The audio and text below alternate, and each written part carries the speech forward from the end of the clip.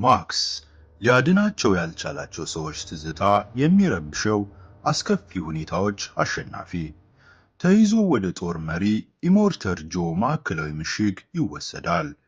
ማክስ እዚያ ታስሮ ለታመመው የጦር ወጣት ኑክስ የደም ምንጭ ሆኖ ያገለግላል። የጆ አዛዦች አንዱ የሆነችው አዛዥ ፊዮሬሳ የንግድ ልውውጥ ለማድረግ በታጠቀው ግዙፍ መኪና ተላከች። ጆ 5 ሚስቶቹ በመኪና ውስጥ በመሸሻቸው ሲያውቅ ሰራዊቱንና አጋሮቹን ይዞ ማሳደድ ይጀምራል። ኑክስ ማክስን ከመኪናው ጋር አስሮ በማሳደድ ውስጥ ይሳተፋል። ፊዮሬሳ በአሸዋማው አውሎ ንፋስ ውስጥ በመግባት አሳዳጆቿን ታጣለች። ኑክስ መኪናውን ለማፈንዳት ቢሞክርም ማክስ ይቆጣጠረዋል። አውሎ ንፋሱ ካለፈ በኋላ ማክስ ፊዮሬሳና 5ቱን ሚስቶች ያገኛል።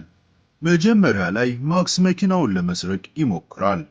ነገር ግን የመኪናው ሚስጥራዊ የማጥፊያ ቁልፍ ባለማወቁ በግድ ተስማምቶ ከፊዮሬሳ ጋር አብሮ ለመጓዝ ይገደዳል።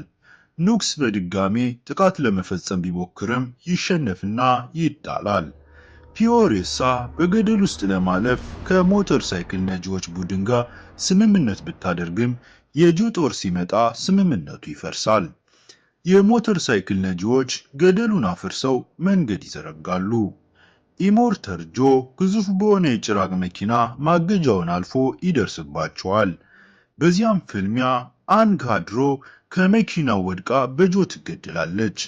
ፊዮሬሳ መድረስ የሚፈልጉበት ቦታ አረንጓዴው ቦታ የሚባለው ከልጅነቷ የምታውቀው ለምለም ምድር እንደሆነ ለማክስ ትናገራለች። በመጨረሻ ስትደርስ ቦታው ከ7 ሴቶች ቪቮሊኒ በስተቀር ሁሉም አልቆበት ወደ ጨቀየ ረግረጋማ ቦታ ተለውጦ ማግኘቷን ትረዳና በጣም ታዝናለች። ማክስ ከንቱ ወደ ሆነው የጨው በረሃ ከመሄድ ይልቅ ብዙ ውሃና ሰብል ያለበትን ጥበቃ ያልተደረገለት የጆን ማዕከላዊ ምሽግ ተመልሰው እንዲጓዙ ያሳምናል። ወደ ኋላ በሚመለሱበት ጊዜ ከጆ ኃይሎች ጋር አስከፊ የመጨረሻ ፍልሚያ ይጋጠማሉ። ቶስት ተማርካለች። ፊዮሬሳ ቆስላ የነበረ ቢሆንም ኢሞርተር ጆን ለመግደል ትችልና ሚስቶቹን ታድናለች። ኑክስ ራሱን በመስዋዕትነት የጦር መኪናውን በማበላሸት ገደሉን ይዘጋል።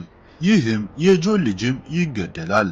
ማክስ ደሙን በመስጠት ፊዮሬሳን ከሞት ያድናታል። ወደ ሲታዴል ሲመለሱ ሰዎች የጆን ሞት ሲሰሙ በደስታ ይቀበሏቸዋል እና ፊዮሬሳና ተከታዮቿ ወደ ምሽጉ ያወጧቸዋል።